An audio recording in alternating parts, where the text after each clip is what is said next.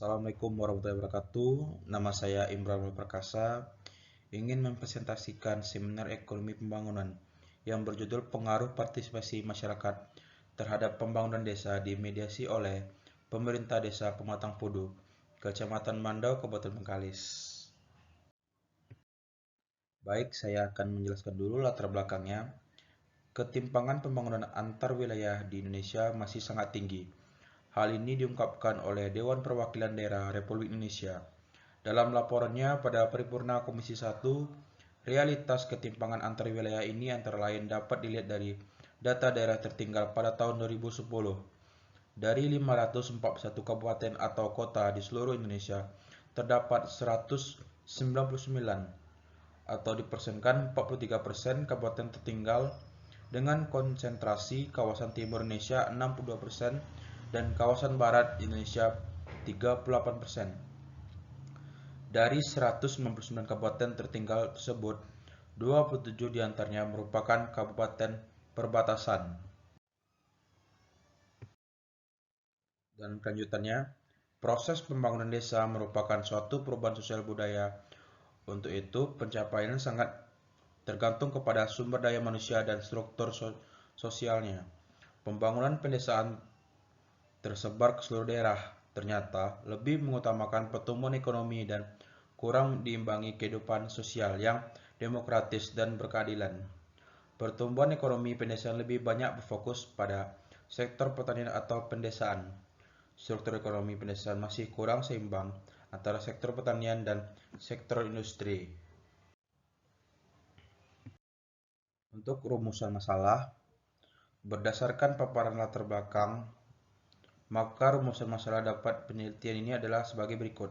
Yang pertama, apakah ada pengaruh partisipasi masyarakat terhadap pembangunan desa secara langsung di Desa Pematang Pudu, Kecamatan Mandau, Kabupaten Bengkalis, Provinsi Riau? 2. Apakah ada pengaruh partisipasi masyarakat terhadap pembangunan desa secara tidak langsung melalui pemerintah desa di Desa Pematang Pudu, Kecamatan Mandau, Kabupaten Bengkalis, Provinsi Riau?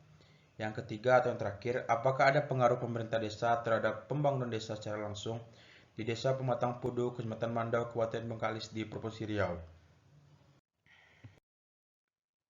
Selanjutnya, tujuan penelitian. Yang pertama, untuk membuktikan pengaruh partisipasi masyarakat terhadap pembangunan desa secara langsung di Desa Pematang Pudu, Kecamatan Mandau, Kabupaten Bengkalis, Provinsi Riau.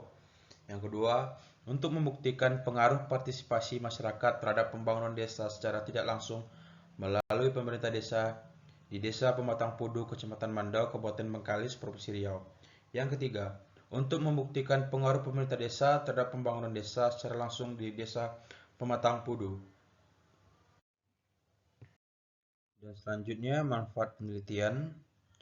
Yang pertama, manfaat teoritis. Hasil penelitian ini dapat dijadikan suatu bahan studi perbandingan selanjutnya dan dapat menjadi sumbangan pemikiran ilmiah serta dapat melengkapi kajian-kajian yang mengarah pada pengembangan ilmu pengetahuan, khususnya menyangkut masalah perencanaan pembangunan desa. Yang kedua, manfaat praktisi.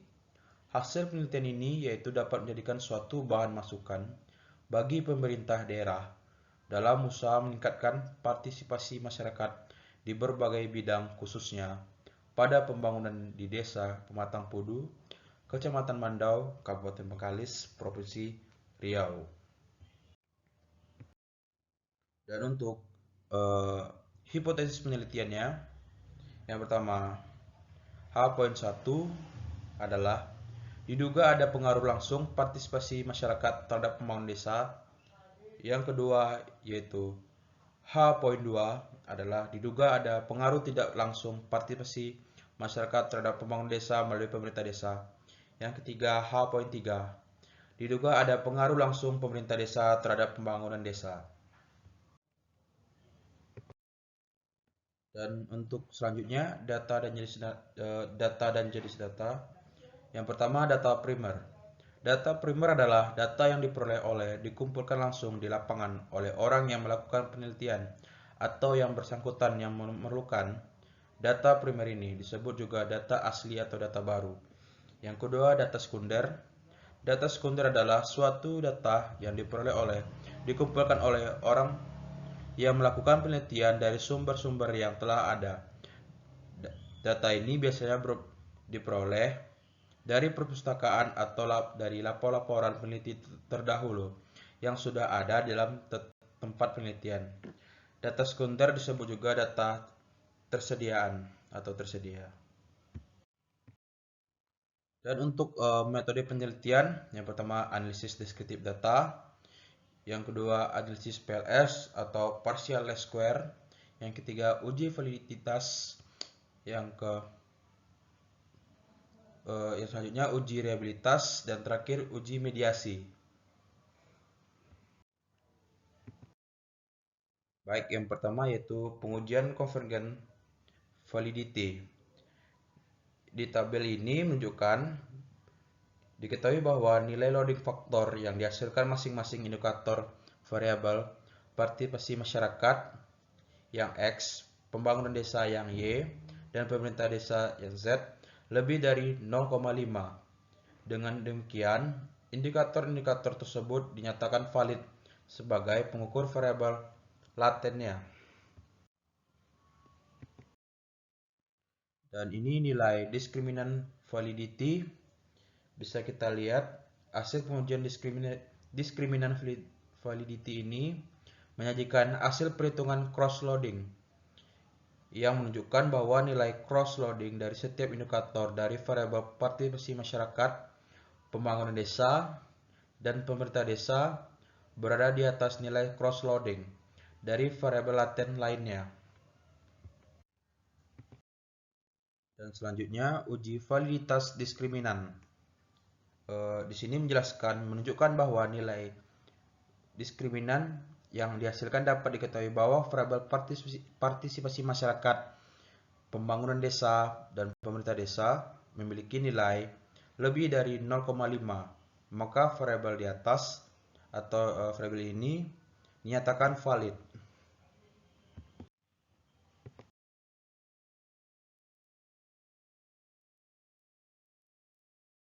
Baik, selanjutnya pengujian langsung dan tidak langsung. Dalam partial least square, pengujian secara statistik, setiap hubungan yang dihipotesiskan dilakukan dengan menggunakan simulasi. Dalam hal ini dilakukan dengan metode bootstrapping terhadap sampel. Berikut merupakan hasil analisis partial least square bootstrapping adalah sebagai berikut. Yang pertama, pengaruh partisipasi masyarakat terhadap pembangunan desa secara langsung. Hasil pengujian hipotesis pertama yakni pengaruh partisipasi masyarakat terhadap pembangunan desa secara langsung menunjukkan nilai koefisien sebesar 0,187, nilai p-value sebesar 0,428 dan nilai t statistik sebesar 0,792. Nilai p-value 0,428 lebih dari 0,05 dan nilai t statistik sebesar 0,792 lebih besar dari t tabel 1,64. Hasil tersebut menunjukkan bahwa partisipasi masyarakat berpengaruh tidak signifikan terhadap pembangunan desa secara langsung. Sehingga hipotesis yang menyebutkan bahwa adanya pengaruh partisipasi masyarakat terhadap pembangunan desa secara langsung ditolak. Yang kedua, pengaruh partisipasi masyarakat terhadap pembangunan desa secara tidak langsung melalui pemerintah desa. Hipotesis kedua menyatakan adanya pengaruh partisipasi masyarakat terhadap pembangunan desa secara tidak langsung melalui pemerintah desa. Hasil menunjukkan bahwa partisipasi masyarakat terhadap pembangunan desa secara tidak langsung melalui pemerintah desa memiliki nilai koefisien sebesar 0,210, nilai t statistik sebesar 1,942